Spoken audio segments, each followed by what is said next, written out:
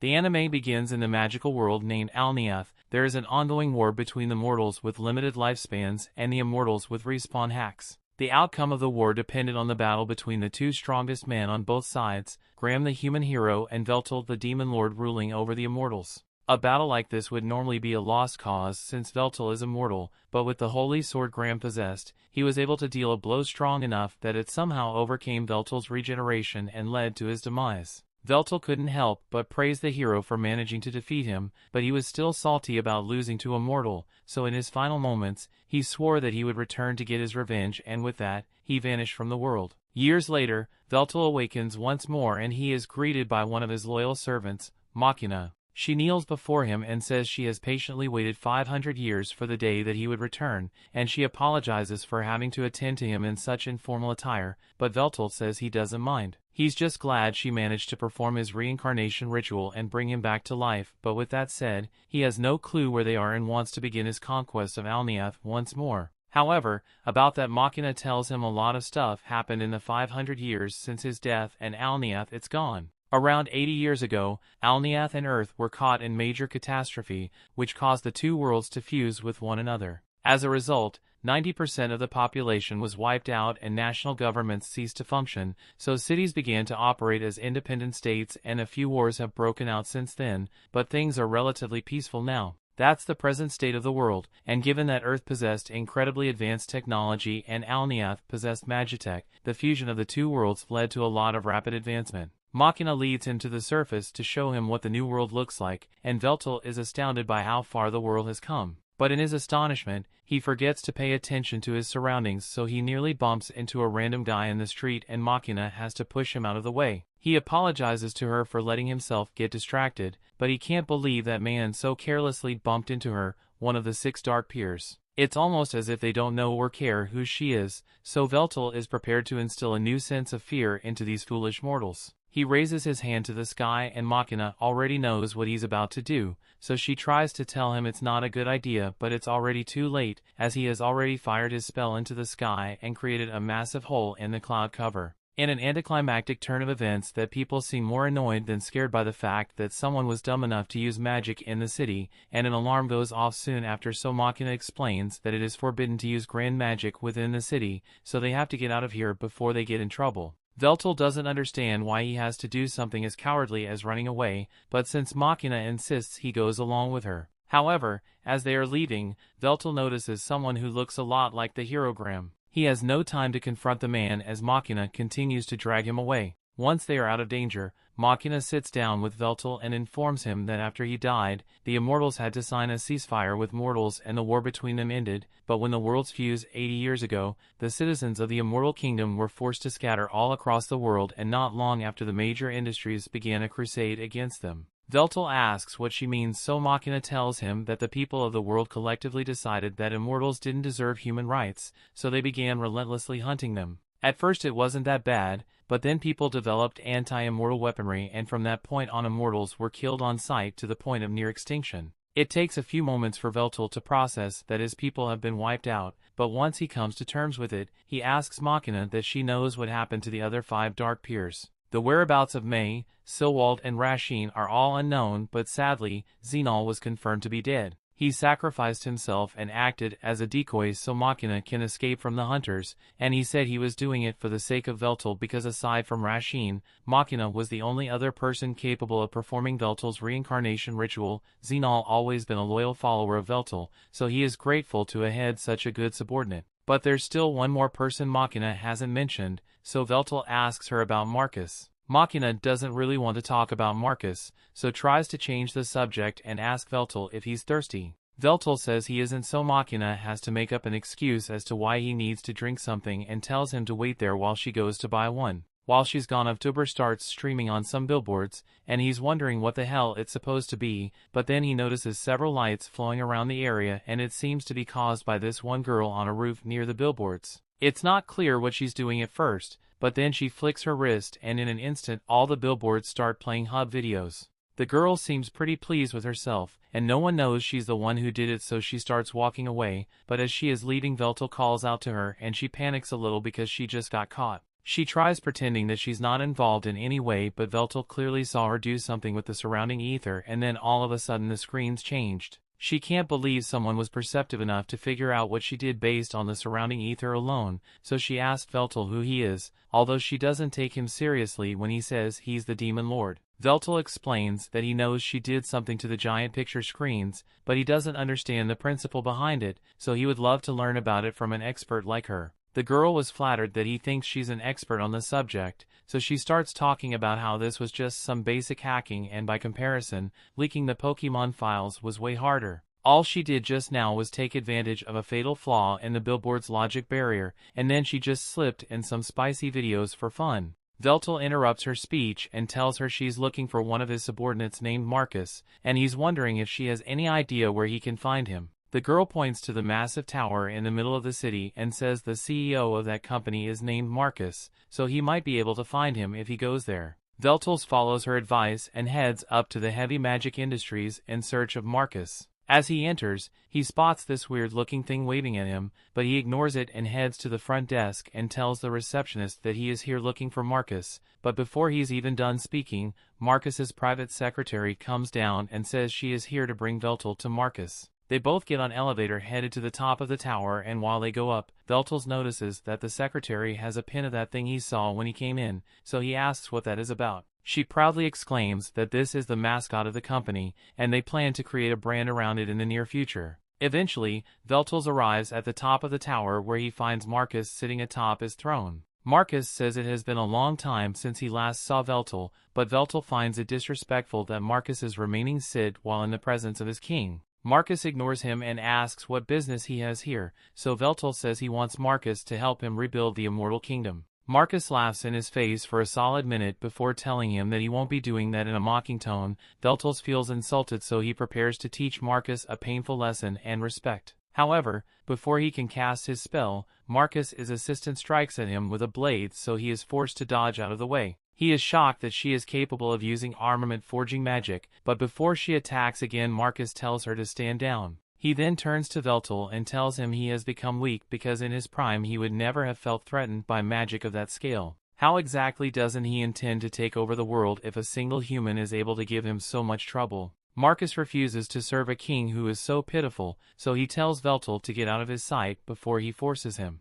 Veltol is enraged and begins casting his spell to take Marcus down, but before he can finish, Marcus has already cast a spell breaker and Veltol is left in shock because Marcus was never gifted enough to outclass him in spell casting. Marcus has been waiting for this moment for years, so he takes great pleasure in telling Veltol that his strength is a relative of the past. He reveals the implant in the back of his neck, but Veltol doesn't know what that thing is, so Marcus pulls up an instructional video explaining everything about it. The device is called a familia, and while using magic normally requires a 5-step process: initialization, construction, expansion, incantation, and proclamation. This device allows people to skip 3 steps, so now anyone, and I mean anyone, can use magic at high levels, and in case Veltol is getting any ideas about implanting a familia of his own, Marcus specifically designed it to be incompatible with higher beings like Veltol. That means he can never use a familia, and while his natural spellcasting speed is superhuman compared to AI spellcasting,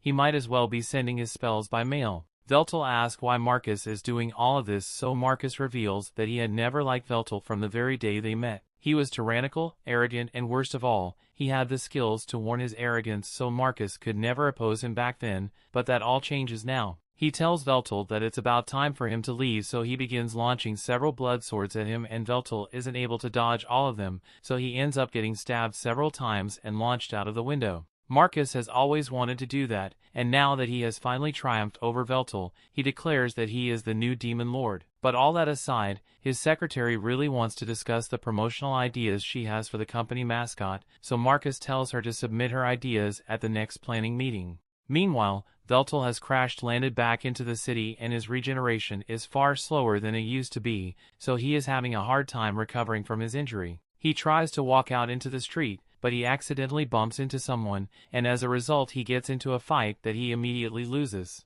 Now look at him, laid out in a pile of trash and wondering why he keeps losing to mortals that he lost to the herogram until Machina eventually finds him. Machina gets him onto a train and begins apologizing for hesitating to inform him of Marcus's betrayal, and because of her hesitation he ended up being disgraced so badly. He tells her there's no need to apologize because even if she had told him, he would have still wanted to confirm it for himself. Once the train comes to a stop, Machina leaves Veltol to the apartment building she lives in and tells him this is her home. Veltol thinks she means the entire building belongs to her, but Machina leads him into her small room and explains that this is where she really lives. Veltol thinks she's joking at first, but Machina is dead serious because this is all she can afford with her salary. Veltol realizes she has been living like this all this time while waiting for his return, so he pulls her close and thanks her because he will never forget the loyalty she has shown him.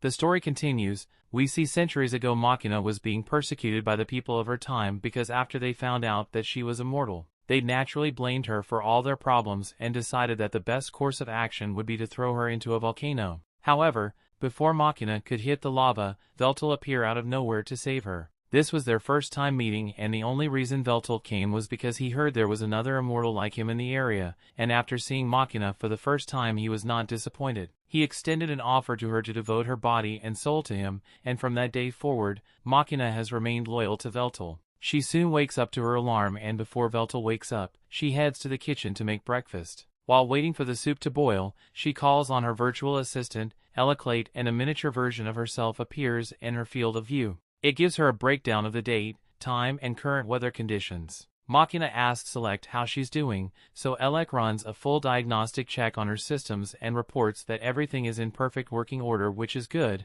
but that's now exactly what Machina was asking. Machina finishes up with breakfast, and once she's done, she goes to wake Veltol up and serves him the food. He's never seen food like this before, but just by its smell, he can tell that it is going to taste great. He picks up the chopsticks to try it, and sure enough he loves the food Machina made for him, and hearing that makes her extremely happy. Once he has done eating, Veltol asks if Machina knows of the location of any other immortals, and she does know the few other immortals who managed to escape the immortal hunts. But recently, immortals have been going missing, and Machina has even lost contact with two of her close aides, Ornard and Pomlock. She hopes they just went into hiding, but with no way of contacting them she can't be sure. Veltol asks if immortal hunts still happen, but she answers that the hunts actually ended decades ago. The hunts were started by Marcus to secure his position at the top, and now that he has all the power, he has no reason to continue. The resentment people head towards immortals has also dwindled over the years, so it's not particularly dangerous to be seen outside.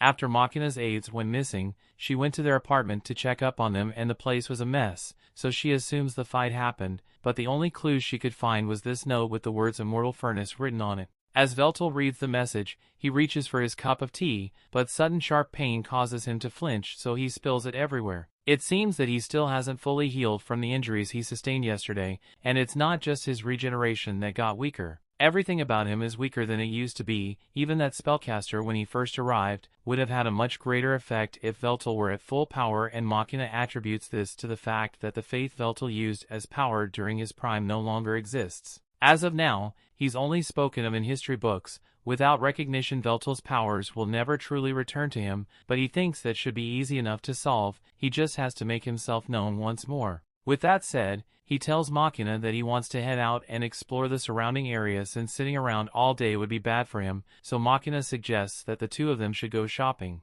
Out in the city, the first thing they should do is get Veltol a set of good street clothes, so they walk into a store and Machina asks him to step on the platform so the machine can take a 3D scan of his body. She apologizes for being limited to cheap store clothes due to her budget, but Veltol tells her he doesn't mind since his natural beauty would look good in any attire. After taking his measurements, she asks if Veltol has any preferences, but he doesn't know much about the style of the current era, so he leaves the choice up to Machina. Machina decides to ask Elec to make the most optimal choice for Veltol, taking into account budget and practicality, so after a bit of processing Elec settles on a tracksuit. Machina doesn't think a tracksuit would be a good idea, but once Veltol sees it, he absolutely loves the way it looks, and he is even more intrigued by the design on the back. So, Machina explains it's an old language used by the people who used to live on this land, and the symbols on the jacket spell out Demon Lord. Since Veltol seems to like it, she takes the tracksuit for him and walks out of the store, but before she leaves he gets her attention because they haven't paid for it yet.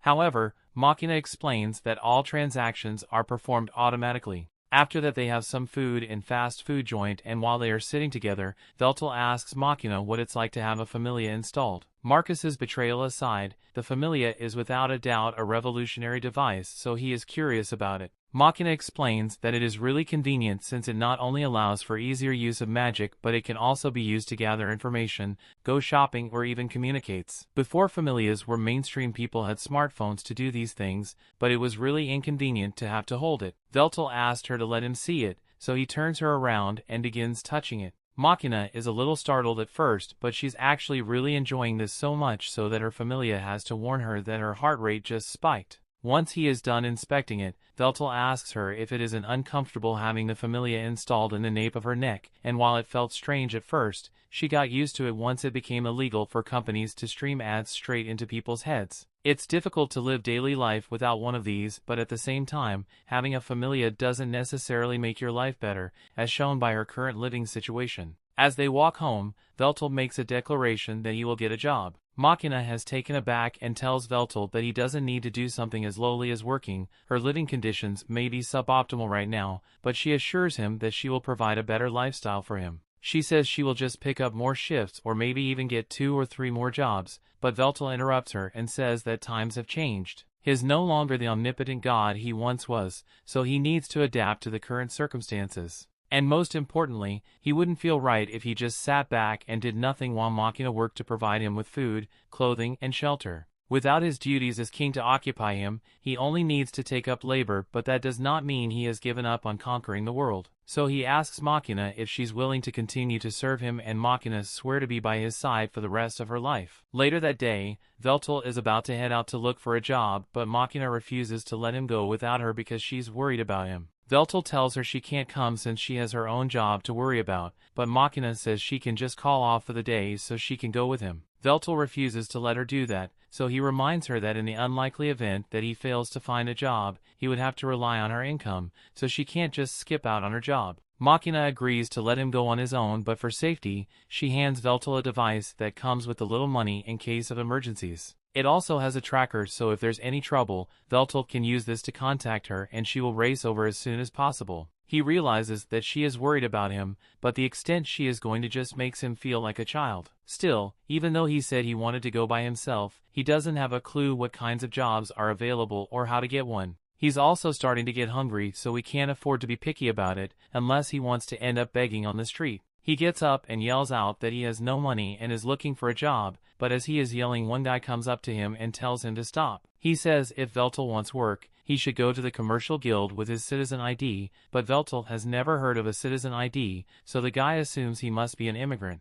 Since it's clear that Veltol doesn't know anything about the city, the man informs him that this is his turf, so Veltol can't be doing stuff like this out here. Veltol hadn't realized he was encroaching on someone else's territory, so he apologizes and turns to leave, but before he does, the man hands him an application form and tells him to take it to the commercial guild so he can apply for a job there. They won't guarantee that he gets anything, but it's better than having nothing. Also, he warns Veltol not to get involved with any companies under the IHI company, especially construction-related, because they are incredibly exploitative and laugh in the face of safety regulations. Veltol takes the man's advice and thanks him for the help, so he heads to the commercial guild in search of employment. However, once he gets there, the interviewer isn't too enthusiastic about employing him. On his application, Veltol wrote down wide-scale annihilation magic as one of his special skills, and he also wrote down dungeon creation and experience leading a nation 500 years ago, so the interviewer calmly puts down his application and tells Veltol that there are no positions available for him.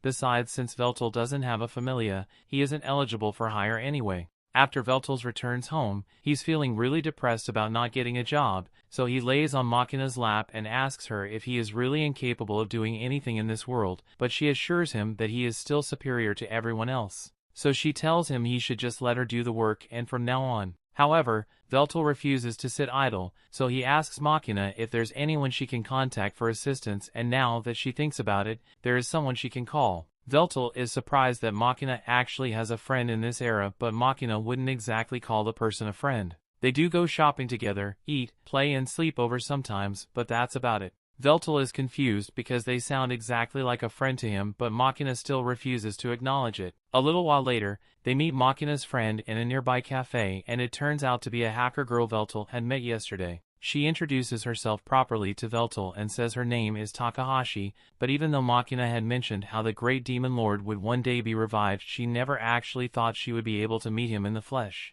She starts poking Veltol to make sure he is real, and Machina yells at her not to be disrespectful, but Veltol says it's fine since he is the one asking her for assistance here. Veltol asks how Takahashi and Machina met, so Takahashi starts explaining that she met Machina on a doujin site. But after seeing the look on Machina's face, she realizes that she probably shouldn't tell Veltol about Machina's search history, so she tells him to forget about it. Just then, Veltol notices the familia on Takahashi's neck, so if he reaches over to inspect it, which freaks Takahashi out, but she lets him finish what he's doing. Veltol apologizes for startling her, but he noticed that Takahashi's familia was different from Machina's, so he was looking into how it is built and how it functions. Takahashi's surprised that Veltol can do all that just by touching it, so Machina explains that Veltol has a sage eye ability that allows him to use the flow of mana to understand the composition of any object he touches. He has a general idea of how a familia works, but there are still a lot of components he can't fully analyze yet. However, that's a problem for another day because the reason they are here right now is to ask if Takahashi can introduce Veltol to some kind of work. She asks why Veltol doesn't just go to the commercial guild, but he already tried that and they rejected him for not having a familia,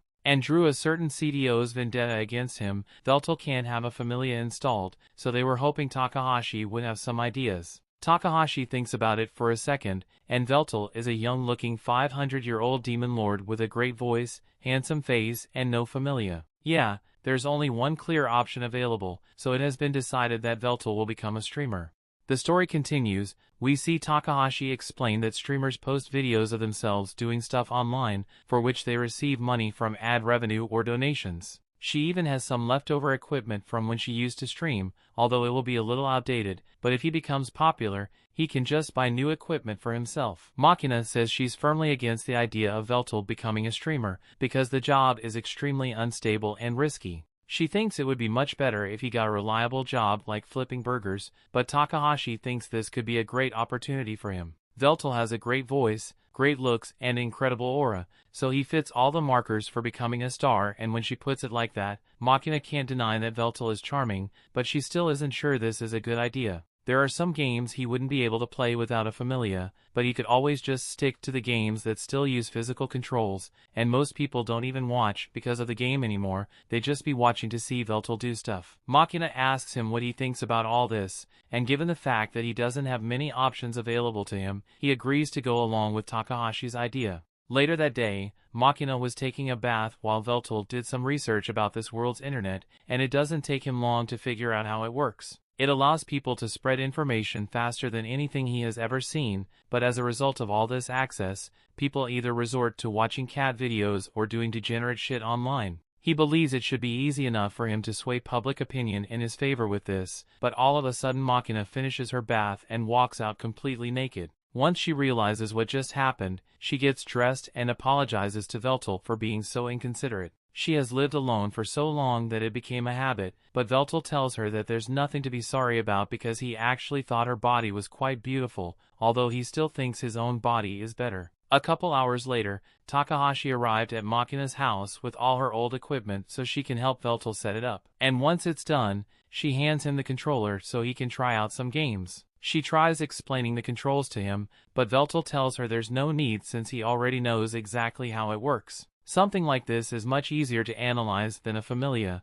so he starts scrolling through the game library and settles on Bloodborne. Takahashi remembers how so many people rage quit because the game was too difficult, but she's sure Veltol's analysis skills will make this easy for him. However, as Veltol starts up the game, he couldn't even make it past the intro. It's a lot harder than he thought it would be, and even after a few hours of gameplay, he still hasn't made much progress, so Takahashi tells him straight up that he sucks at it. Machina thinks Takahashi is being rude, but Veltol is well aware that he sucks at this. He understands the mechanics, but he just can't seem to master it, so Machina is a little worried that he won't be able to stream after all. On the contrary, Takahashi thinks this will actually work out great for Veltol's online image. Is the only thing the internet loves more than a hot guy is a hot guy who fails confidently. But before that, Takahashi says they need to work on Veltol's introductory greeting. Veltol asks if he can just introduce himself normally, but Takahashi tells him that that's not an option. There are already over 5 million streamers in the world, and barely 1% of those streamers actually make enough money to survive, so if Veltol wants to get into the business, he has to think of a way to leave an impression on as many people as possible with his greeting.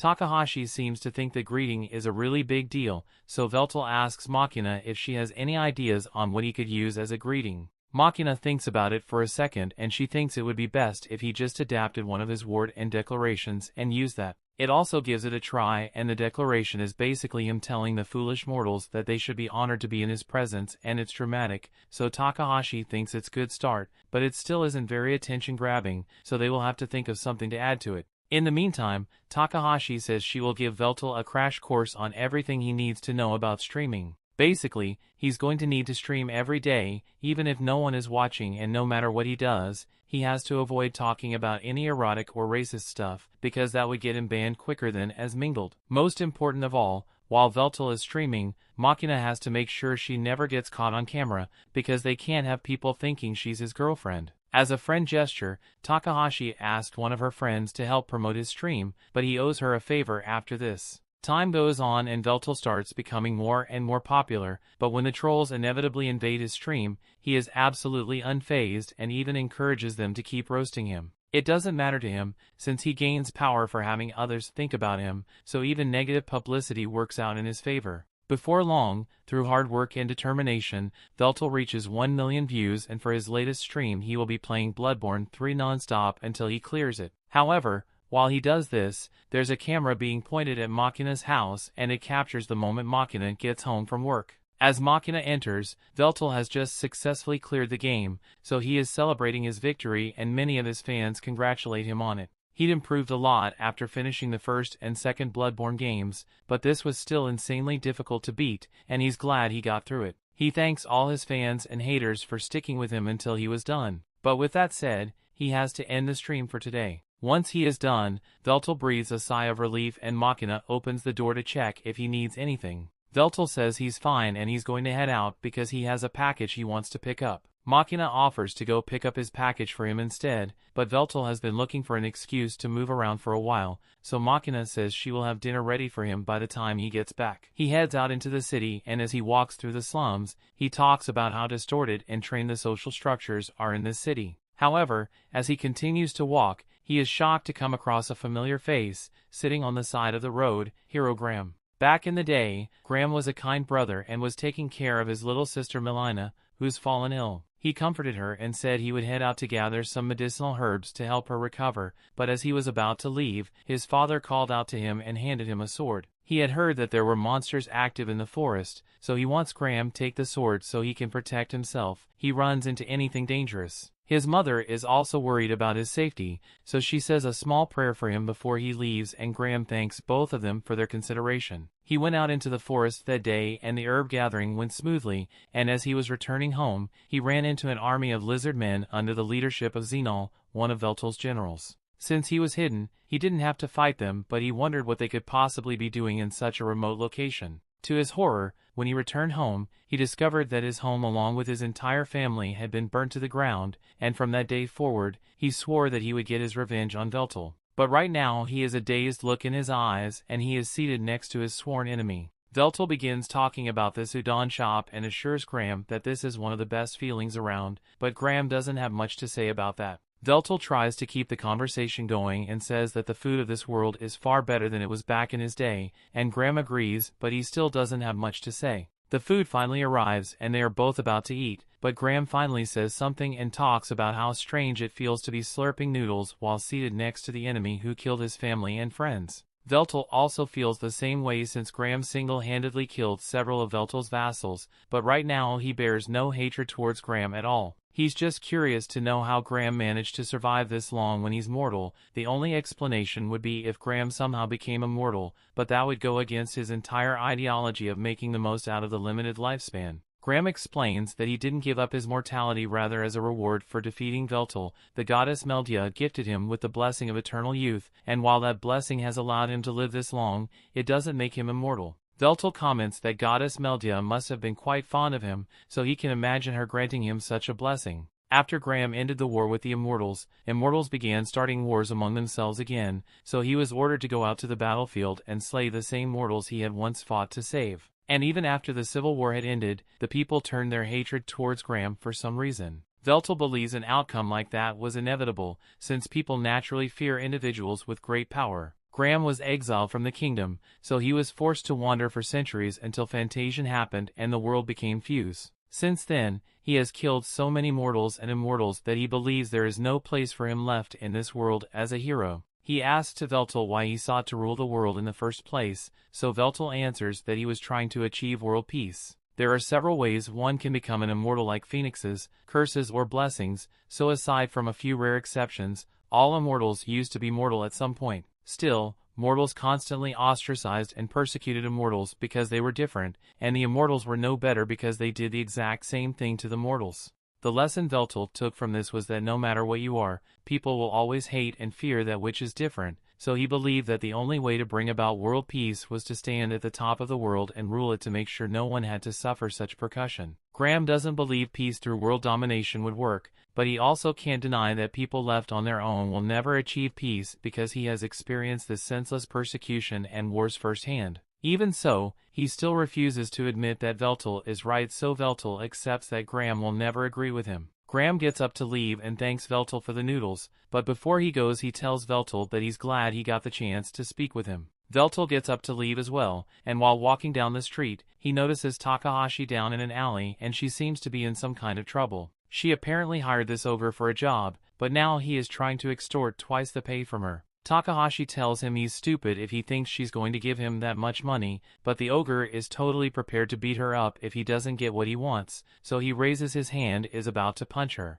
However, Veltol grabs his arm and tells him to leave Takahashi alone. He's feeling generous today, so he is willing to overlook the ogre's disrespect, but the ogre recognizes Veltol as the guy he beat up a while ago, so he isn't scared of him. He says he's going to kill Veltol this time, so Takahashi tries telling Veltol to run before he gets hurt, but Veltol says it's fine since he's been meaning to test out how much power he has regained from his 1 million subscribers. As the ogre tries to punch him, Veltol stretches out his hand and catches the punch, but then the ogre activates wind magic and completely shatters Veltol's arm. However, with his powers partially restored, Veltol is able to regenerate his arm instantly and flicks the ogre into a pile of trash. The guy's out cold and Veltol is honestly disappointed since he was expecting more of a fight. Takahashi comes up to him and asks if he is alright and Veltol says he's perfectly fine, but he wants to know who that guy was and why he was attacking her. Takahashi explains that he was supposed to be her bodyguard for a big job today, but all of a sudden,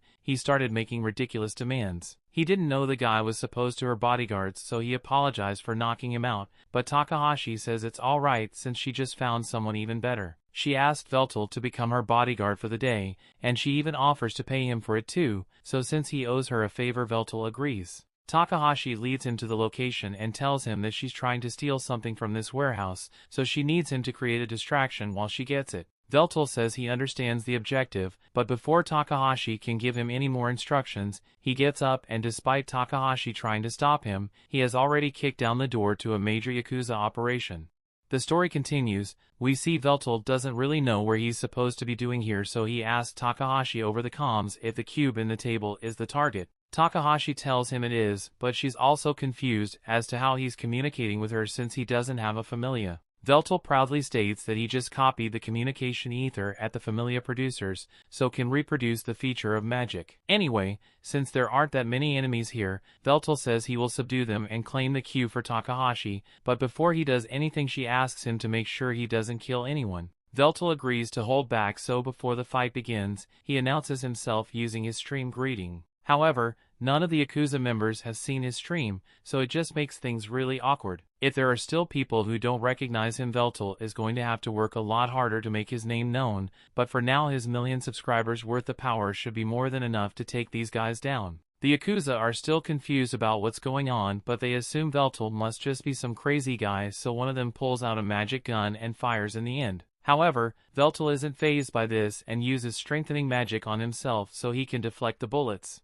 Once the Yakuza member runs out of ammo, Veltol goes on the offensive and begins knocking the Yakuza members out one after the other with minimal effort. The Yakuza member with a magic gun switches to a regular gun since it's faster than reloading, but just before he shoots, Takahashi takes control of his vision and displays an illusion that tricks the Yakuza member into shooting his partner. Veltol then knocks the last guy out, and with all of them unconscious, the mission is practically over. Veltol goes over to one of the Yakuza members and begins inspecting their guns, which uses some kind of card as ammunition. Takahashi is impressed with how easily Veltol took out those Yakuza, but they should really grab the box and get out of here before they get themselves into more trouble than they accounted for. She says she's on her way to meet up with Veltol, but he tells her to stay where she is because it looks like trouble just arrived. Whatever it is, it begins attacking Veltol. All it's covered with some sort of invisibility cloak, so it even the playing field. Veltol uses the magic gun to blast the cloak off, revealing a giant mecha suit. Takahashi recognizes this as 4th generation Magino gear, and it couldn't possibly belong to the Yakuza,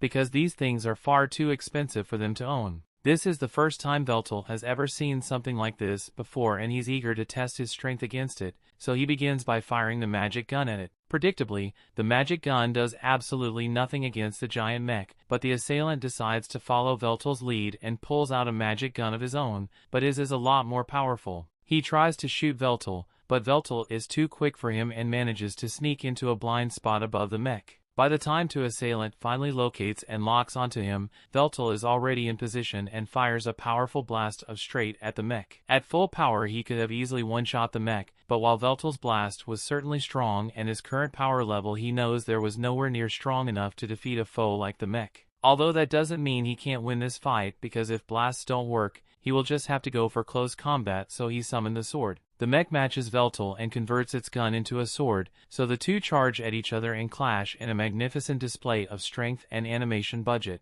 Veltol is having a lot of fun with this fight, as things drive on. The mech gets serious, and before Veltol even realizes what's going on, his arm gets chopped off and gets beheaded. With Veltol seemingly dead, the guy in the mech begins to report that his target has been eliminated, but then the guy freaks out because Veltol's decapitated head starts talking to him. Veltol praises him for being skilled enough to behead the Demon Lord, but he still lacks the combat experience to know that you always double tap your enemy to make sure they are dead. In any case, Veltol believes the guy deserves a reward for fighting so well, so Veltol says he will allow the mech pilot the honor of witnessing the strongest weapon within his arsenal. Its terrifying aura is emanated as Veltol summons the great sword Vernal, and the mech pilot is so stunned that he can barely move. He's never fought anyone who possessed such strength, and he is completely defenseless as Veltol cuts his limbs off one by one until he falls to the ground with only one leg left. Veltol makes sure to avoid hitting any vital organs, so the guy inside there should still be alive, and he plans to interrogate him.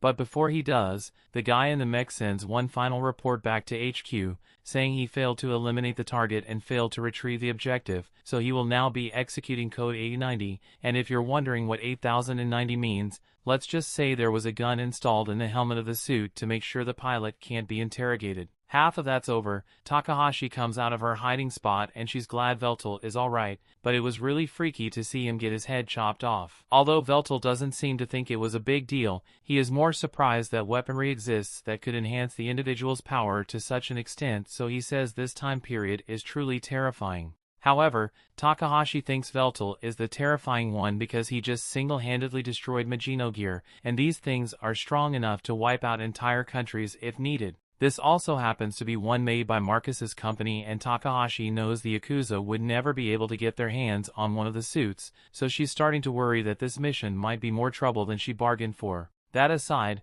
Veltol is still curious why they went through so much effort just to acquire Cube, so Takahashi explains to him that the Cube is actually a storage device and what her client is after is the information inside the Cube. Takahashi says they can take a look at data if Veltol wants, so she pulls out a cube reader and places the cube on it. At first, the only thing that appears is a blank page, but after a little tweaking from Takahashi, the cube opens up and a list of names appears on the list. Takahashi has no idea what to make of this list of names, but Veltol recognizes the people on this list to be his immortal subjects. This is concerning, so Takahashi says she will contact her client so she can find out what the list is about, but unfortunately her client isn't answering his phone, so they're going to have to go meet him in person if they want to discuss this. Takahashi leaves Veltol's in the massive apartment building where her client is and says the guy they're looking for is up on the 13th floor. As they walk up to the front door, Takahashi uses her hacking skills to bypass the security system so they are allowed entry even though they aren't residents here, and she is really proud of herself for it too since there's no security system out there that she can't bypass. As Veltol and Takahashi get on the elevator, Takahashi is about to push the elevator button, but Veltol stops her and says he wants to do it instead. Takahashi doesn't mind letting him push the button, but she asks why he wants to do it and Veltol doesn't really have a reason for it, he just likes pushing buttons. He begins pushing the button for the 13th floor, but Takahashi forgot to mention that this elevator doesn't allow you to get to the 13th floor directly. First you'd have to go to the 2nd floor, then the 17th and back to the 4th and so on until you eventually get to the 13th floor. Since they are here, Veltol starts walking out of the elevator but Takahashi tells him to wait since her client Eiju is a pretty paranoid guy, so he had dozens of traps laid across the entire floor and in Veltol accidentally sets one of the traps off he's going to become mincemeat. Veltol appreciates the warning but as far as he can tell there are no traps in this room, although it would be more accurate to say that all the physical and magical traps have been disarmed. Takahashi is surprised that Veltol could figure that out so easily.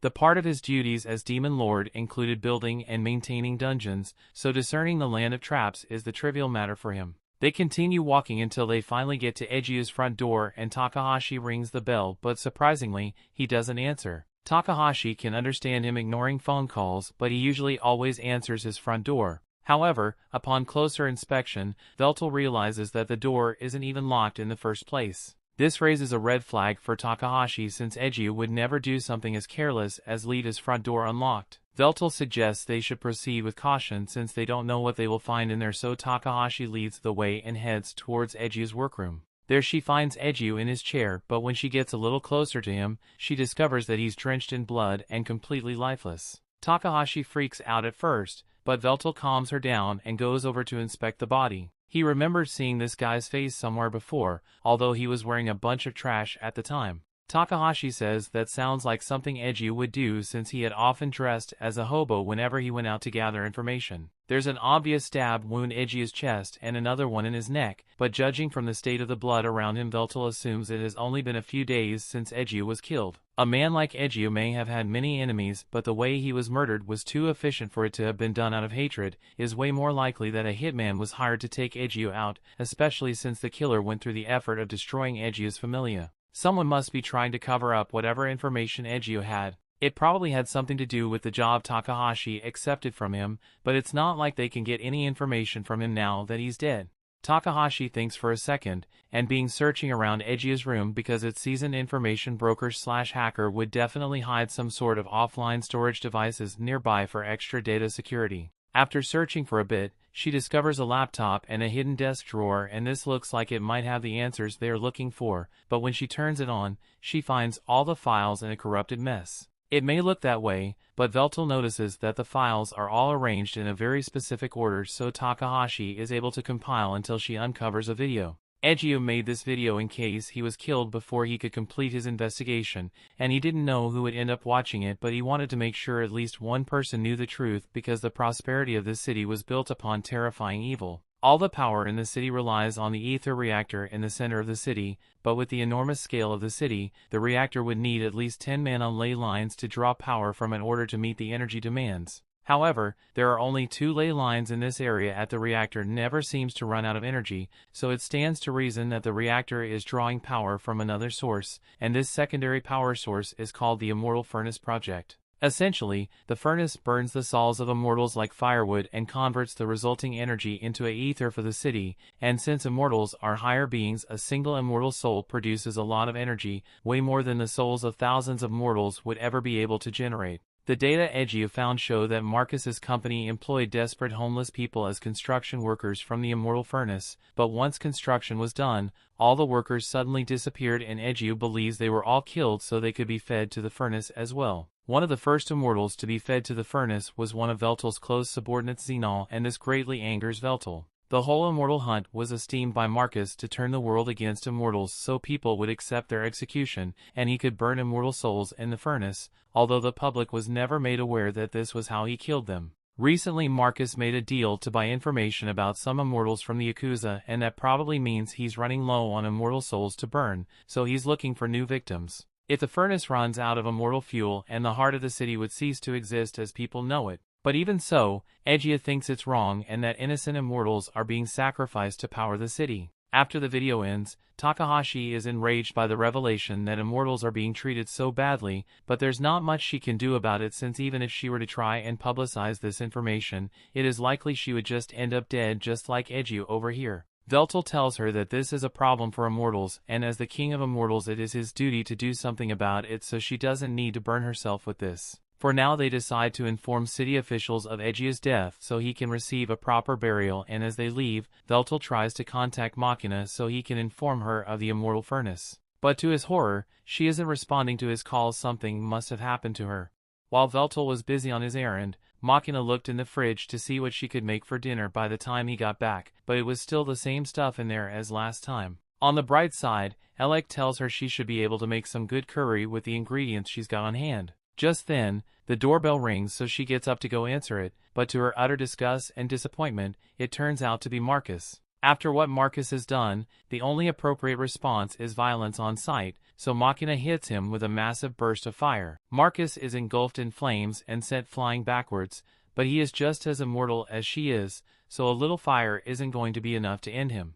Machina completely transforms and steps out of the house to face him because she already knows he's up to no good. Before the fight begins, Machina disconnects her familia from the network so Marcus won't be able to access it, and after that the two of them begin launching magic weapon attacks at each other. It looks like it's been fairly even so far, but then while Marcus is distracted, Machina gets enclosed and grabs onto one of his arms, causing it to explode and come off entirely. She managed to catch Marcus off guard with that one, but few seconds later, he has already regenerated his arm. He then casts a bloody sword rain area attack and causes a massive explosion of his own. But thanks to the shield Machina put up, she was completely unharmed. However, she can't say the same for the house since she doesn't have fire insurance. Just then, Marcus's secretary leaps out of the smoke and tries to finish Machina off with a sneak attack. But Machina is too quick for her, so the only thing the secretary slashes is an illusion. Machina had expected Marcus to be too cowardly to come alone, so she prepares a spell to burn the secretary to ash. However,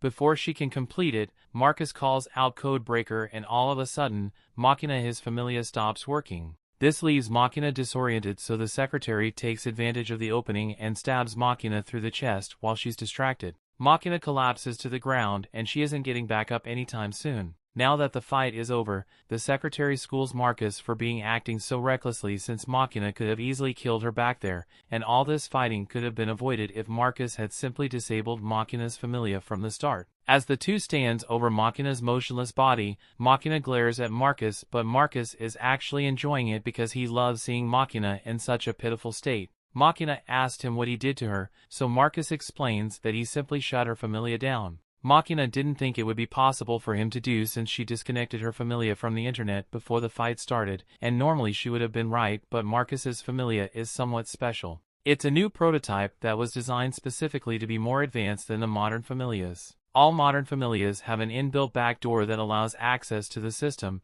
and as the director of IHMI he has admin access to every familia in the city, so he can forcibly shut any familia down if he chooses to. That means that no one can defeat him since he can shut down all familia users and he would outclass all non-familia users in casting speed. And if no one is capable of defeating him, then that means he is the strongest in the world. That may be true, but Machina doesn't understand why Marcus is so obsessed with being the strongest since he has nothing to gain from it. But Marcus has his reasons. He wants to become the new demon lord and he doesn't intend to achieve that status through brute force like Veltol did. In this era, all you need is information and technology, so if you control those, then you control the world. However, controlling the world from behind the scenes would be too boring for someone like him, so he intends to absolutely dominate the world, far more than Veltol ever managed to dominate during his prime. Just then, the secretary reminds Marcus that they didn't schedule any time for a monologue, so they are running late on his next appointment. Marcus decides to wrap things up here quickly, so it's time for Machina to become fuel for the immortal furnace. By the time the Veltol and Takahashi return home,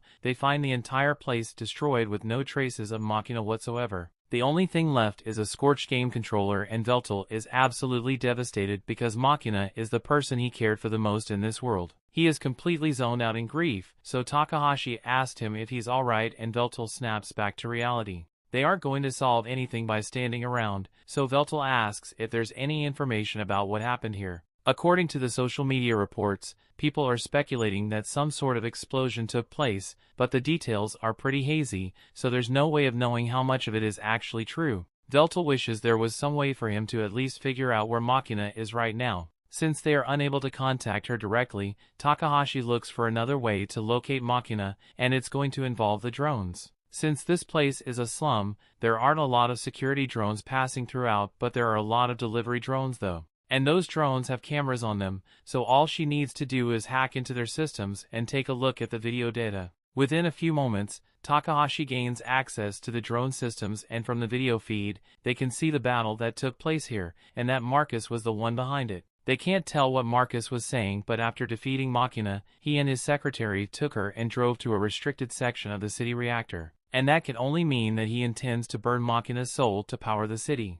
Veltol thanks Takahashi for the valuable information and starts walking in the direction of the reactor, but Takahashi tells him to wait and think this through. She understands why you want to rush in there save Machina before it's too late, but that reactor is the most secure location in the entire city, and has dozens of Magino gears patrolling the area, so Veltol won't be able to handle it on his own. And while Takahashi can certainly help him get there, she isn't much of a fighter, so he would need to find someone who's strong enough to help him, but Veltol doesn't have many remain allies in this era. Although there is one person can think of who might be perfect for this rescue operation. Veltol later goes to meet with Graham, and at first Graham wants nothing to do with him, but when he sees the proud Veltol kneel before him asks for help, he decides to at least hear him out. Veltol explains everything he has learned about the city's ether reactor, and Graham had always suspected that something wrong was going on there, but now that he knows the truth, he's absolutely appalled by the despicable nature of the project. Veltol pleads with Graham to assist him in storming the reactor because he knows he cannot save Machina as he is right now, but Graham seems more annoyed than sympathetic. Veltol's subordinates killed Graham's family. Veltol himself waged dozens of wars and killed millions of people, and now he's bowing his head to his sworn enemy just to save the life of one immortal woman. He finds this to be utterly shameless. Graham does not like the fact that this city is built upon the deaths of innocent people, but at the same time that reactor is the heart of the city, so if he were to agree to help Veltol destroy it, then the entire city would be plunged into darkness, and the lives of millions of people would be ruined. He asks if Veltol is planning to destroy the lives of everyone just to save one person, but Veltol laughs at the idea of such a short-sighted plan. He's no fool, so he has obviously thought about the consequences of his actions, and that's why he intends to both save Machina and fix the problems of the city. However, right now he does not possess the power or support necessary to do so. So he has no choice but to humbly ask his former enemy for help, and the confidence behind Veltol's words convinces Graham to get up and act as a hero once more. However, he makes it extremely clear that he is not doing this to help Veltol, and he still hasn't forgiven all the atrocities Veltol committed centuries ago, but there's a kidnapped woman whose soul is about to be burned. So he agrees to temporarily join forces for the sake of justice, although it still feels strange to be teaming up with the Demon Lord. A little while later, Takahashi manages to find a way for the two of them to get into the reactor without having to go through the restricted area, so she leads them to a hidden entrance. Apparently this was used to transport all the materials that were used to build the reactor, but even if this path will eventually lead them to the reactor, Veltol says they don't have enough time to clear a maze like this. On the other hand, Graham thinks it will be child's play to clear this maze, since he has done it so many times in the past. He casts his spell, called auto-mapping, and within a few seconds a detailed map of the maze begins to appear in his hand. Veltol has never seen a spell like this before, so Graham explains that it's a unique one he came up with during his time as an adventurer, but that just makes Veltol all angry because he put a lot of effort into building those dungeons back in the day, and it turns out Graham was just cheating his way through it. He accuses Graham of having no pride as an adventurer, but Graham says an adventurer's pride has nothing to do with this since his goal was always to get through dungeons as quickly as possible. So he couldn't care less if Veltol traps and tricks went to waste because he had a map. Takahashi is getting sick of all their arguing, so she yells at them to quiet down and take the mission seriously because they still need to rescue Machina. The two of them realized they were being really childish, so they both apologize to Takahashi and promise to focus on the task at hand. A few moments later, Graham finishes creating the map, and with this they will be able to make their way through this maze without getting lost. Veltol asks if Graham is sure they can trust the map, and Graham confirms it, adding that his mapping magic can also detect traps and enemies, but this maze doesn't seem to have any security measures, so it should be fine for them to take the shortest path to the reactor. As the two of them head towards the reactor, Veltol calls Takahashi to apologize again for his outburst earlier. Takahashi is still a little pissed about it, but as long as Veltol stays on task from now on, she's willing to overlook it. He asked her how her end of the plan is going so far, and she says she is making steady progress, but what she's working on will take a lot of time to get ready, so she's not sure if she will be able to get it done by the time the two of them make it down to the reactor room. If she ends up needing more time, Veltol and Graham are going to have to keep the enemies busy for a while to compensate, and Veltol understands that. As they descend, the ambient ether becomes more and more dense and communication with Takahashi gets choppy, so before she gets cut off, she tells him she will finish making the preparations. Veltol takes a deep breath to prepare himself for what lies ahead, and Graham comments that he can tell that Veltol has grown stronger than he was in the past. Veltol doesn't know what he's talking about, since he is clearly nowhere near the strength he had during his prime, but that's not what Graham was talking about. Veltol was able to lower his head to the sworn enemy in order to save his subordinate, but the old Veltol would have let Machina burn before he bowed to anyone. That shows that Veltol's strength of character is greater than ever before, and if he had been like this when they had their shot down all those years ago, then the results might have been different. As the lift arrives at the destination, Veltol and Graham are confronted by Marcus's secretary, and she's been expecting them since Marcus knew Veltol would eventually show up.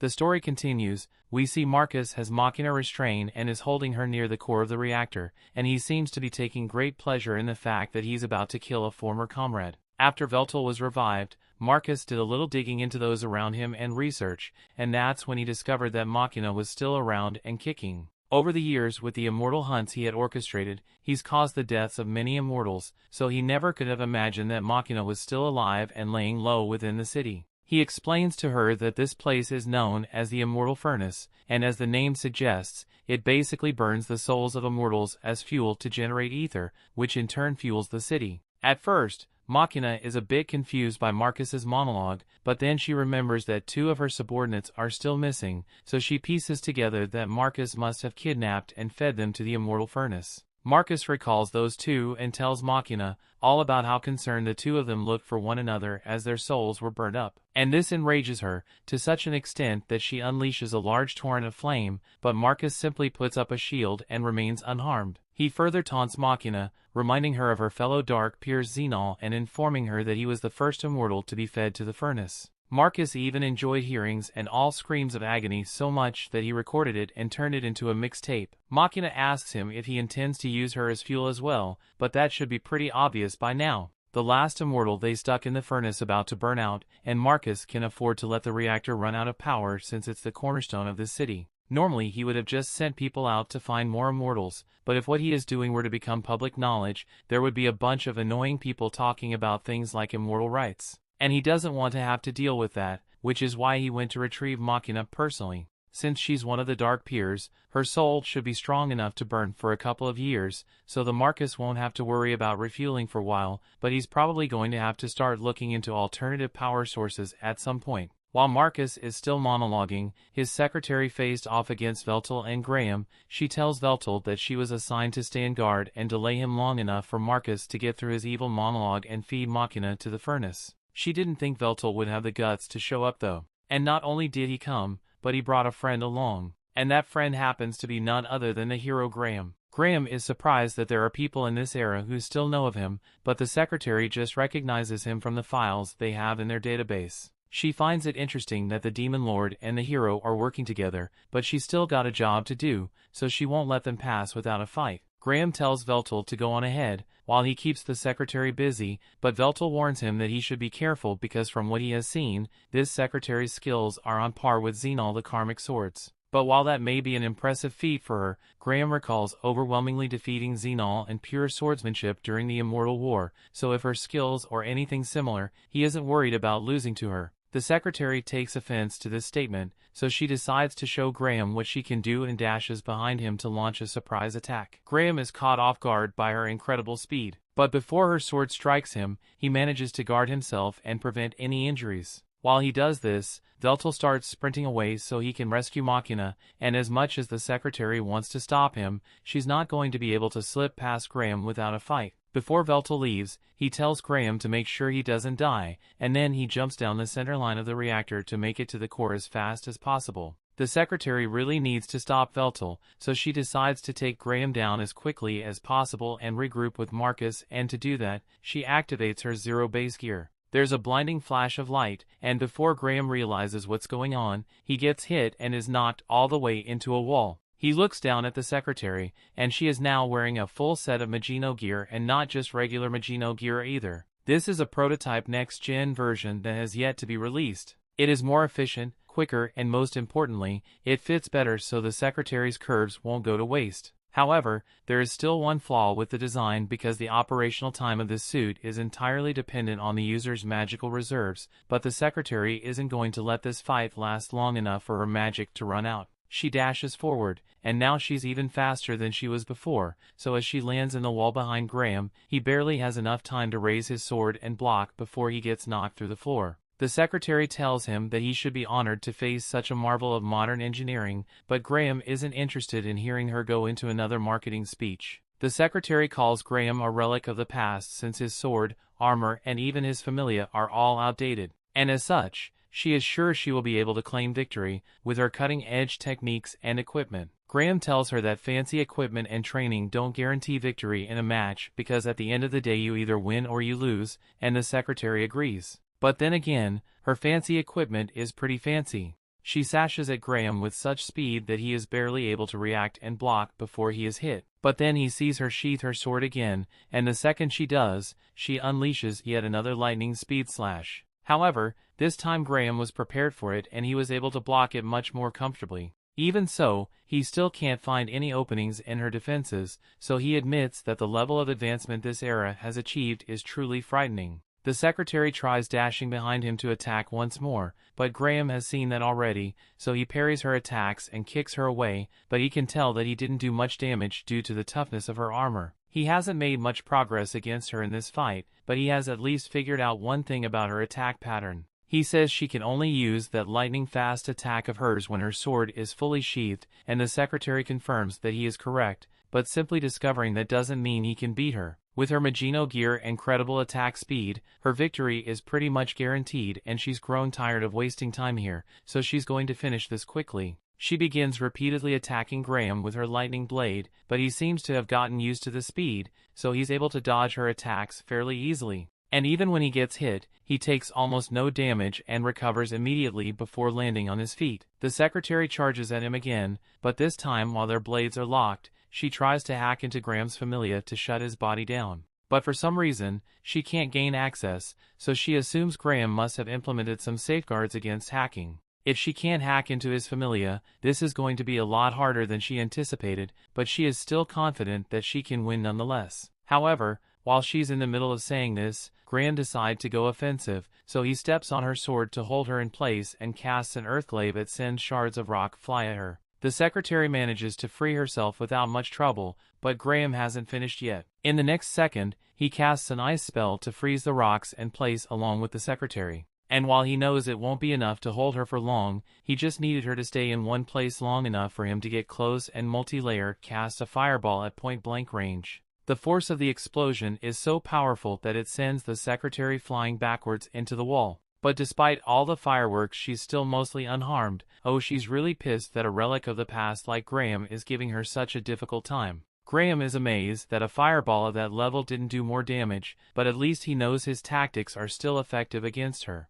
The secretary's enraged and sprints forward in a frenzied attack, but all of her strikes are parried and Graham connects cleanly with the slash to the chest, although it still doesn't get through the armor. She gets pushed back and she doesn't understand how she could possibly be losing to a fossil like Graham. But even if Graham is old, he is still the hero who single-handedly ended the Immortal War, so there's no way something like this would be able to be him. She decides to try one final attack and puts all her mana into her lightning strike, because she couldn't possibly lose a full power clash against that rusty sword Graham is holding, but Graham corrects her and says his sword isn't rusty. It may be dullner right now, but as long there is someone in need of a hero, it will always regain its light. Graham calls upon the power of the Ixisword for the first time in centuries, and after a brief confirmation of Graham's noble intentions, the sword grants him permission to use its power. So he squares up against the secretary and tells her he is about to use his ultimate technique, the very same one that killed Veltol all those years ago.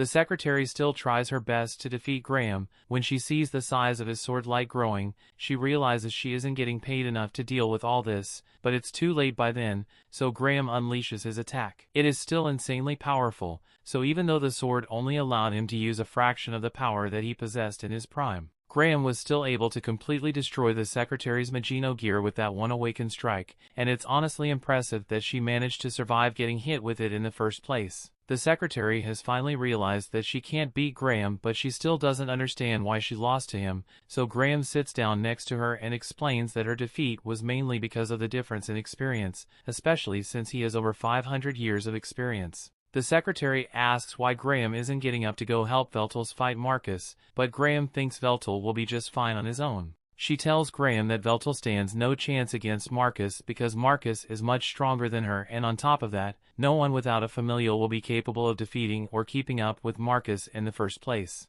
Graham tells her she's severely underestimating Veltol, although he understands why she would think Veltol is weaker than Marcus, since she has never seen Veltol's trump card. The only person who knows about it is Graham, since he had to fight Veltol to the death. But Veltol rarely ever used it, so even Marcus probably isn't aware of Veltol's legendary sword. Graham was only here to make sure that people like the secretary don't interfere with Veltol's fight, so he is sure Veltol will come out victorious. If that's the case, then the secretary asks Graham if he is going to kill her, but he says he's not. He's a hero and the secretary is too injured to continue fight him, so he has no reason to finish her off. Just then, magic bullets begin raining down on the two, so Graham uses his magic and casts his shield to keep them safe. It looks like reinforcements have arrived, but they were more than willing to shoot the secretary along with Graham, so something tells him that she is in as much danger as he is. And if that's the case, what kind of hero would he be if he didn't protect an injured woman to the best of his abilities? Meanwhile, down in the core, Marcus has Machina by the throat, and is just about done with his monologues. He throws Machina into the furnace so her soul can be burned up. But as she plummets to her certain doom, the only thing in Machina's mind is the fact that she will no longer be able to stand at Veltol's side. However, just before she hits the furnace, a cloud of black smoke rushes down and catches her. It then flies back up to the platform, and as Machina opens her eyes, she sees Veltol standing over her, saying he is here to save her. The story continues. We see Veltol turns to face Marcus, and Marcus is visibly annoyed by Veltol's presence, but he decides to pretend to be civil for a little while and mentions that he's been watching Veltol's streams lately, so he congratulates him for gaining 1 million subs. Veltol refuses to engage in idle chit-chat, but he wants to be fair about this. So he asks Marcus if he has any justifiable reason for attacking Machina and burning the souls of so many immortals. Marcus proudly states that he doesn't need to justify his actions to Veltol, so Veltol only has one more question to ask. He wants to know if Marcus will ever swear his loyalty to him again, but without skipping a beat. Marcus declares that he will never serve under Veltol for as long as he lives. Veltol is heard all he needs to hear, so he summons his demonic sword and declares that he will end Marcus's immortal life today. Marcus isn't fazed by Veltol's threat in the slightest, so he begins casting blood spears at Veltol, and even though Veltol is able to deflect them, Marcus makes the spears explode to catch him off guard and pulls out a blood sword so he can fight in close range. Veltol makes it out of the explosion unharmed, so he charges at Marcus, and Marcus notices that Veltol already has strengthening magic cast on himself. He admits that that was a smart move, since Marcus can't cancel out magic that has already been activated. But despite Veltol's strengthening magic, Marcus is still able to keep up with and even overpower him in physical combat. Veltol gets knocked back to the ground and Marcus takes great pleasure in seeing him down on his hands and knees, but Veltol refuses to give up because he still needs to punish Marcus for his heinous crimes against immortal kind. Marcus marks Veltol and asks him if he really thinks he has what it takes to follow through on that threat. But there is no doubt in Veltol's mind about whether he can defeat Marcus or not, because he is the one true demon lord. Marcus laughed in his face and starts dashing around the room as he tells Veltol that his days of being the demon lord are long gone, but Veltol doesn't fall for his provocation and catches Marcus as he was trying to sneak up from behind. So he raises his sword and aims straight for his neck to take out Marcus's familia. Unfortunately, Marcus saw this coming, so at the last second, he pushes Veltol's sword up so his strike only took out Marcus's head. After Marcus regenerates his head, he tells Veltol that he fully expected him to target his familia at some point in their fight, but no matter what Veltol tries, he is never going to be able to pace him. Just like on the day Veltol got resurrected, the fact that he doesn't have a familia puts him at a significant disadvantage. And to make that clear to him, Marcus decides to display the power of his familia spell casting. Before Veltol can even react, Marcus casts a bloody bomb spell on his hand, and he continues doing it over and over again until Veltol's arms and legs have been atomized. He then decides to finish it off with a massive explosion to the chest. But even though Veltol is practically medium rare at this point and Marcus is on top, Marcus doesn't feel satisfied at all. He thought he would enjoy humiliating Veltol to this extent, but now that he has attained victory, all he feels is emptiness. He starts slowly walking towards Machina so he can throw her in the furnace like he planned earlier, but all of a sudden he feels a terrifying pressure behind him. Veltol has gotten back to his feet and he seems more powerful than ever before. He commands Marcus for being able to corner him to this extent and admits that he really can't beat Marcus in his current form. All the power Marcus possesses in this current era is a result of his own hard work and Veltol respects him for it, but that doesn't mean he will lose. He may have lost once before, but Veltol is still the final boss and up till this point Graham is the only one who has ever pushed him to this point. But before Veltol goes all out, he's going to ask Marcus one last time if he is willing to give up his evil ways and return to serve under Veltol once more. Marcus is visibly shaken and asks why Veltol would be bothered with a question like that at this point. So Veltol tells him that depending on Marcus's answer, he may be willing to overlook all the chaos that Marcus has caused. Marcus becomes erratic and starts yelling that Veltol's time as the Demon Lord is over, so he's going to make sure he gets rid of him and every other immortal so that he will be the only immortal Demon Lord. Veltol accepts that as a no, and Marcus attempts to cast a blood sword to attack Veltol before he can do anything, but his spell gets cancelled before he can finish. Marcus doesn't understand what just happened, but the panic is starting to set in really bad as Veltol is laughing maniacally. He says he will grant Marcus the honor of witnessing his glorious second form, so he begins his transformation. Meanwhile, outside the reactor base, Takahashi is fulfilling her role in Veltol's plan. This may be slightly illegal, but she uses her hacking skills to hijack every screen in the city and plays one of Veltol's pre-recorded streams for everyone to see. At first, the people are confused by the sudden ads, but Veltol's hot and his stream is entertaining, so their confusion soon becomes interest as the stream progresses. With that, Takahashi's job is done, so she thinks back to what Veltol told her on the ride here. He didn't have any specific orders for her, but he said he needed her to raise people's faith in him. She had no idea what he was talking about, so she asks for a little clarification on how exactly his faith boost works. Veltol didn't feel like explaining all the intricacies of his faith system, so he told her that all she needed to do was raise his popularity and that should do the trick. Takahashi initially didn't think it was possible, since popularity can't be raised in a single day. But then again, she's an elite hacker in a technology-driven era, so she can do as much illegal stuff as necessary to make it happen. And the best part is that since she did it anonymously, the police are never going to catch her. Veltol's faith should be at an all-time high at this point, so it's up to him now to make use of it and save Machina. Down in the reactor core, Marcus is really starting to rethink his choices when he sees Veltol's second form. He never knew Veltol possessed a form like this, but Veltol calls him stupid for truly thinking he understood all the power of the Demon Lord. In order to manifest this form, Veltol requires a large amount of faith as well as direct access to some high-density ether ley lines. He welcomes Marcus to tremble in fear before his greatness, but Marcus still thinks he might have a chance of winning since Veltol still managed to lose to Graham back then.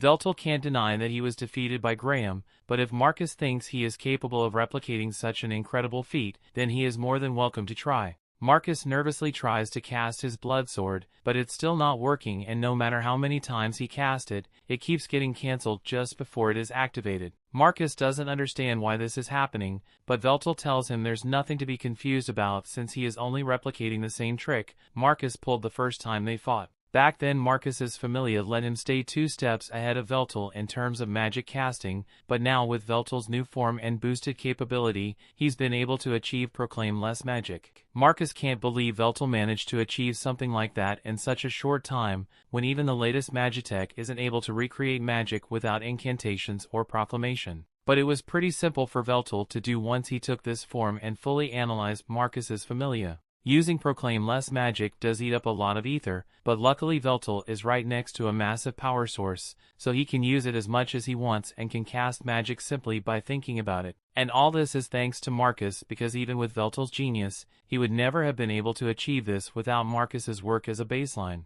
So he once again commends him for his excellent work, but now it's time for his punishment. Marcus still refuses to accept that he has lost, so he tries to cast his blood swords again, but this time instead of just canceling Marcus's magic, Veltol decides to disable Marcus's familia altogether, so he can't spam his magic anymore. That doesn't stop Marcus from trying though, but he looks so pitiful and desperate that's kind of awkward. Eventually he sinks in that he has been completely dominated, so he starts questioning how this could have possibly happened to him after all the careful planning he did to surpass Veltol. Veltol was getting sick of hearing Marcus whine, so he summons an explosion inside Marcus's mouth to shut him up and tells him to remain silent. However, Marcus regenerates his mouth and is about to begin yelling again, so Veltol uses wind magic to slice him up and fire magic to burn him to ash. Marcus is still able to regenerate from this, so Veltol just keeps hitting him with all kinds of magic until Marcus falls to the ground exhausted. Simply killing him isn't going to be enough of a punishment for the crimes Marcus has committed, so Veltol decides to take a page out of Takahashi's book and uses his magic to hack into Marcus's familia and make him see some terrifying shit.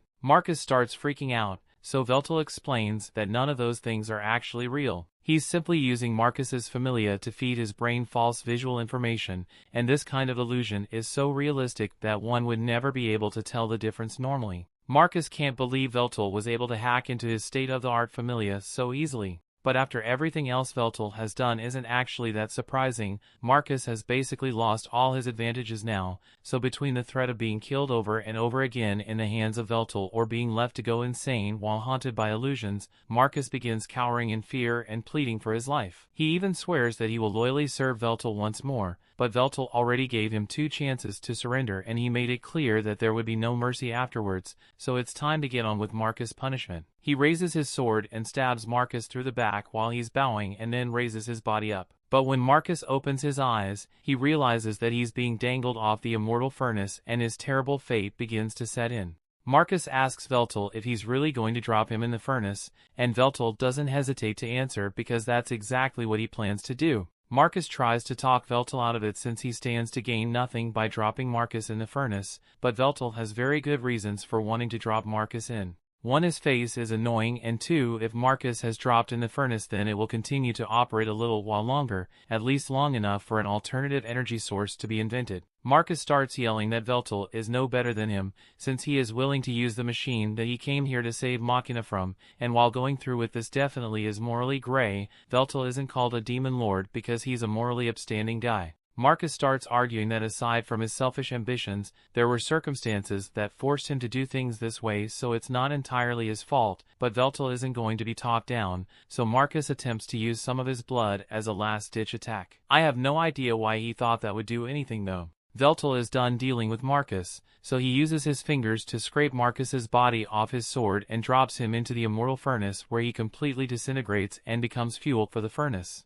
Now that Marcus is gone, Machina's bindings come undone and Veltol returns to normal, so it's all finally over. But this whole mess and the possibility of losing Machina forever had taught him a little bit about the value of life. So he has come to realize that he cares for Machina more than anything in this world and tells her that he loves her. The story continues. Some time passes and we see a blonde girl in the school staring out the window because she's bored with her current life. She glances at a couple of girls in her class with Giga Chad jawlines, and the second they catch her looking at them, they begin calling her a loser in every way imaginable, and all without breaking the mooing streak. Just then the teacher enters the class and tells everyone that they have a couple new transfer students joining their class today, and as she tells the first exchange student to introduce himself, we see Veltol proudly state his name and proclaim that he will leave his mark on this city. If you're wondering how we got here after the incident with Marcus, Veltol and Machina's lives pretty much went back to normal and Veltol continues with his streaming career. He has just beaten the final boss of his speedrun campaign, and Machina has been cheering for him the whole time from the other room. Now that he's finally done, Veltol gloats over his victory to his viewers because they kept saying there was no way he would win. Although it did take him 3 days of non-stop gaming to finish a 10-hour game, so if he wasn't immortal he'd probably be dead from sleep deprivation. Any case, his resilience has once again earned him a victory, so Veltol bids his viewers farewell and ends the stream. Now that his stream is finally over, Machina enters Veltol's room and congratulates him for successfully clearing the game, but she asks that he please take a break at least once every 24 hours because she hasn't gotten to spend any time with him for the past 3 days. Veltol apologizes and says he will make sure to spend some quality time with her, but on a side note, Veltol and Machina no longer living in Machina's rundown apartment, so Veltol's channel must be doing really well. In fact, he has just reached 3 million subscribers, so Machina asked him if he would like to celebrate by going out to eat sushi. Veltol appreciates the sentiment, but he says there's no need to celebrate something as trivial as 3 million subs because the true milestone is the fact that his power has risen to the point where he can now access his Dark Sword's second form at will. Machina congratulates him on that as well and again asks if he would like to go out for sushi to celebrate. So Veltol will ask her if she really wants sushi that badly, but Machina says she doesn't particularly like sushi. Veltol is confused by this, but instead of asking her to explain, he's just going to ignore her statement and go back to talking about his sword's second form. Unfortunately, he doesn't have much of a use for it since his sword's second form is mainly used to execute immortals. Speaking of which, now that Marcus has been dealt with, Veltol thinks it's time for them to start looking for the rest of the immortal dark peers that went missing. The ones who are still missing are Relshin, Silwald and May, and knowing Marcus, he would definitely have bragged about killing them if he had done it, so it's safe to assume that they are still alive somewhere. Veltol asked Machina if she is willing to help him with his arduous task, and she swears that she will do all that she can to make sure they succeed. Now as for how to find the other Dark Peters, Veltol recalls creating a Dark Peers record at one point before he was defeated. So he asked Machina if she knows what happened to it. The Dark Peer records have all the mana signatures of the various Dark Peers engraved into it, so it keeps track of their location and activities automatically. However, Machina explains that the records went missing a long time ago, so it's going to be really hard to find them now, but even so Veltol is determined to locate the rest of his subordinates, no matter how long it takes. But just then, the doorbell rings, so they go to answer it and find Takahashi standing there. Veltol is surprised to see Takahashi in uniform because she never told him she was a high schooler this entire time. He asked her if it's really alright for her to be doing all those dangerous and illegal jobs of hers when she's still a student. But Takahashi doesn't see anything wrong with it as long as she doesn't get caught. She also mentions that she saw Veltol stream earlier, so she congratulates him on beating that game even if it did take him 3 days. Veltol is a little worried that his viewers might not like him streaming for so long, but Takahashi assures him that it's not that big of a deal. People usually just listen to long streams as background music, so as long as he posts some highlights every once in a while for those who can't watch the whole thing, he should be fine. She asked what game Veltol plans to stream next, but then there's an awkward silence since he doesn't plan on streaming for a while. Takahashi figures out that there's something Veltol and Machina aren't telling her, so she starts whining about how unfair it is that they would keep secrets from a friend like her. Veltol eventually decides to let her in on the mission and tells her that he is searching for an ancient magical gadget called the Dark Peer Records. Takahashi gets all excited after hearing this, since either means she gets to go on a treasure hunt. She tells Veltol he can rely on her to locate the records since with her hacking skills, it shouldn't be that hard. She begins searching the internet, but Machina doesn't think it'll be that easy to locate ancient techniques online. And while she may be right, Takahashi has her ways of finding what she needs to know. First she searches through all the possible locations where the records could be, including collections, museums and ruins, and after cross-referencing the data she finally locates the records in Akihabara City. It's one of the satellite cities of Shinjuku, and it's also home to the most prestigious magic academy in the world, Luzel. The school was founded right after the Immortal War ended, and there are rumors that there's a treasure buried beneath it. But the door to the treasure vault has remained sealed for over 500 years. The timeline of the school's formation lines up with the time the record would have gone missing. So Veltol believes it has to be in that treasure vault. Machina asks if they should bust in there and take the records by force, but Takahashi thinks that plan is way too barbaric. It'd be way easier for them to just sneak in undetected and steal it since Takahashi can disable their security system, but Veltol has an even better idea in mind. If they're going to sneak into a school anyway, why not simply enroll as students and blend in? That sounds pretty fun to Takahashi, so she offers to force the documents for them and Veltol officially declares that he will be going to school. The next day, they get their things ready and set out for Akihabara City. But when they finally arrive, Veltol gets stuck at the immigration gate by a robot asking for his ID. However, Veltol has 3 million subs now, so he is outraged that the robot doesn't already know who he is. He was just about to call for a manager, but Takahashi doesn't want to deal with any Karen outburst from Veltol, so she just shows the robot his identification and drags him away so they can keep heading for the school. Once they leave the station, Veltol's eyes light up because this place looks exactly like Alneath did back in the day, and he feels nostalgic getting to see it again. This city is known for its advanced engineering, so the magical prosthetic souls here are some of the best in the world and perform extraordinarily. Such incredible technology would have been impossible to make during his era. Magical prosthetics are one thing, but for them to be so advanced that it's possible for people to replace their entire body, that's beyond anything he could have imagined. Takahashi tells him that while it may be possible to replace everything after what happened to David Martinez, people decided to stick to more moderate implants. The group moves on and eventually they arrive at the doorstep of the Luzel Academy, but Veltol is disappointed since this place doesn't match the Alneath aesthetic the rest of the city has. They head inside and meet with Trat Gotel, principal of the Magical Academy, to officially be admitted to the school, but Trat is no ordinary person. She's the leader of one of the 3 great houses in the city, the Gotel, and she pretty much runs half of the Akihabara city. So Takahashi isn't sure forged documents will fool. So she was totally prepared to pull as much random bullshit as necessary to get Trat to accept them. However, to her surprise, after Veltol tells Trat his name, Trat just accepts her documents without any further,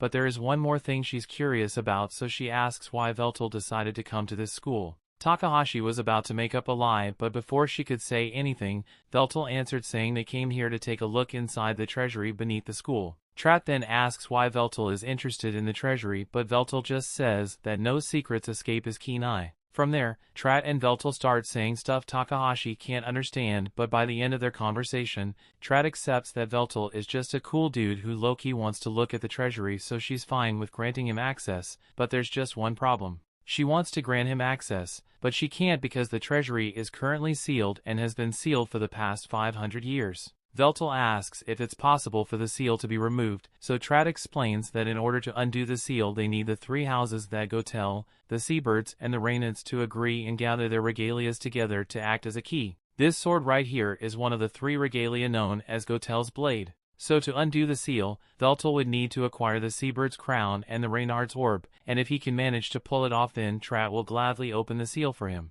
To be honest, she's personally interested in seeing the contents of that vault herself, but there has been one major obstacle in her way. The Reinhardt's orb is currently missing. The group is later introduced to Miss Meg, their new homeroom teacher, and she leads them to their new classroom. Although in accordance with the rules of the school, Machina and Takahashi were required to remove their familias, and Takahashi feels strange not having her familia since she's so used to wearing it all the time. This school puts a lot of emphasis on traditional magic studies, so it is strictly prohibited for any student to wear a familia on school grounds. Veltol personally agrees with this policy since while a familia may be an incredible aid for everyday life, one can't truly understand magic unless one learns to do it unassisted. Once they arrive at the class, Mag tells them to come in one after another after she has explained everything to the rest of the class. While the teacher is gone, Veltol asks Machina and Takahashi what they should do for their introductions. He recently played a game with a transfer student in it, and he discovered that it is absolutely essential to have an impactful introduction,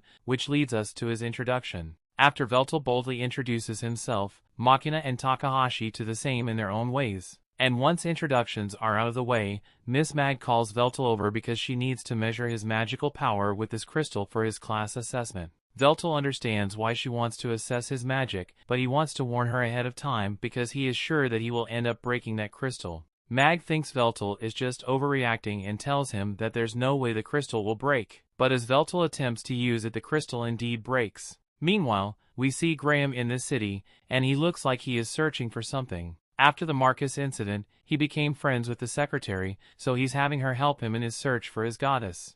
The story continues. We see after the whole crystal incident, Meguro decides to just go on with class as usual and begins her lecture on the dangers of soul channeling as planned, but then she notices that Veltol is just staring at her with a smile on his face. So she stops she's doing and asks him why he's not taking any notes. Veltol understands why she would be concerned, but he assures her that there's no need to worry about his studies since he already has the topic completely memorized. Meguro doesn't believe Veltol could possibly have memorized the entire history of soul channeling in one day, so she tries to prove him wrong by asking him about a very particular incident that happened centuries ago, but before she's even done asking the question, Veltol realizes she must be talking about the Railrod incident. During that era, Railrod was a court mage for the royal family, and he had been experimenting with the idea of channeling a hero's soul into his body, but at the time he found out that his wife invested his life savings in hot coin and got rug-pulled, so he lost control, leading to a major disaster. Meguro cuts them off there since it's clear Veltol wasn't joking about having the history memorized,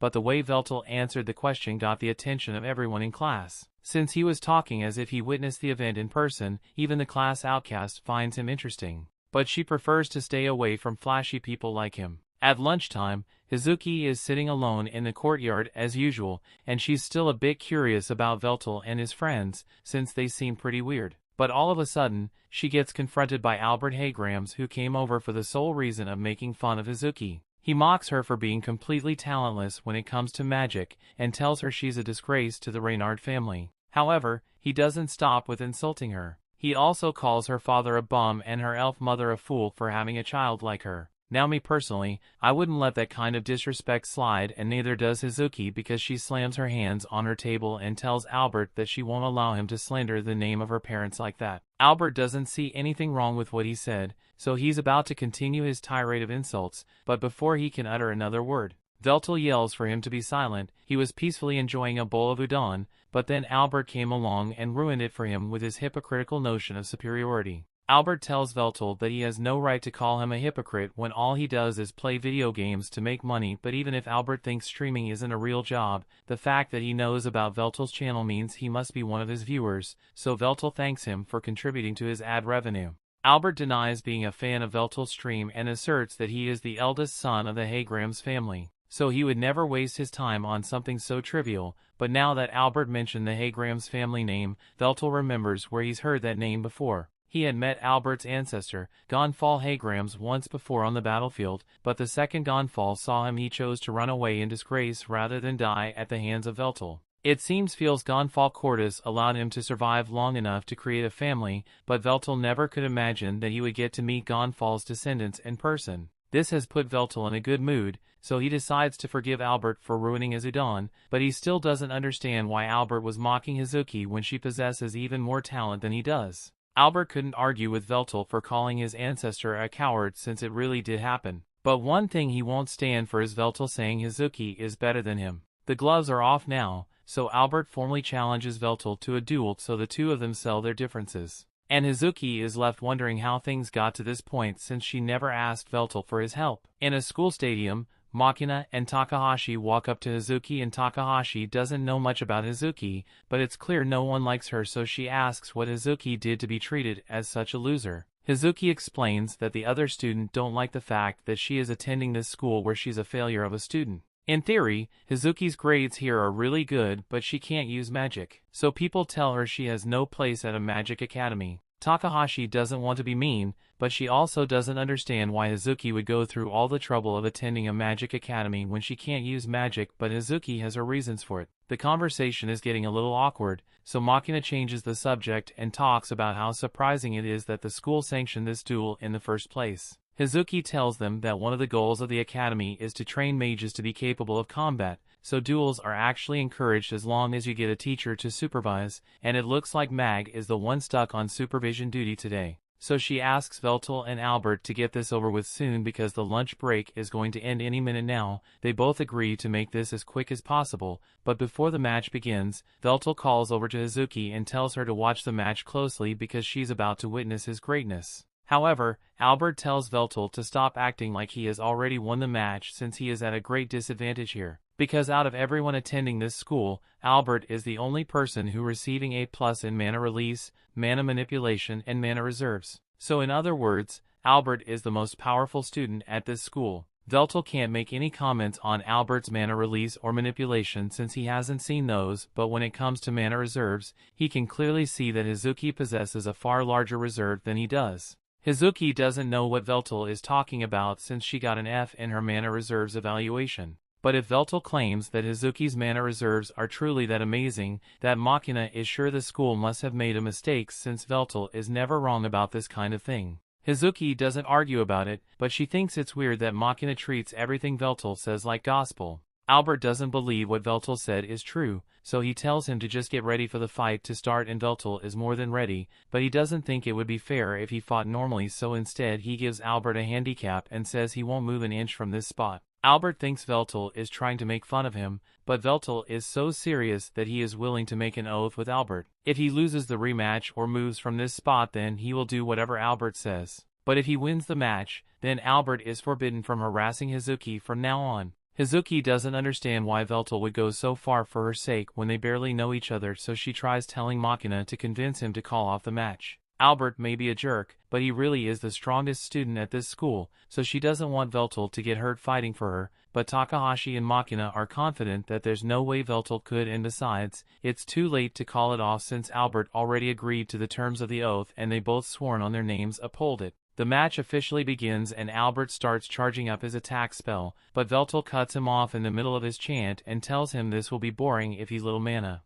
He wants Albert to fire at him with everything he's got so he can at least have a little fun, and Albert takes that personally, so he starts casting his spell at max power. Mag tries to calm Albert down since the spell of that level could actually kill someone, but Veltol tells her there's no need to worry since this is exactly what he wants to see. It's been a while since Veltol got to participate in an old-fashioned magic duel, so he wants to savor it a little. Albert fires his magic arrow and unsurprisingly, Veltol catches it with one hand before it could hit him, but even so, he's honestly impressed with the strength Albert was able to put into that attack, but it still wasn't enough to make him move. Albert can't believe Veltol managed to catch one of his full-strength spells with nothing but his bare hands, but tells him he should be proud of himself because of another 200 years of training. Albert would be strong enough to become a mildly challenging opponent for him. He apologizes for his rude remarks earlier about Albert's ancestor because he respects how much hard work Albert must have put in to achieve this level of power in the modern era, and as a reward, Veltol is going to give him a taste of the true essence of magic. So he points a finger at Albert and fires some compressed mana,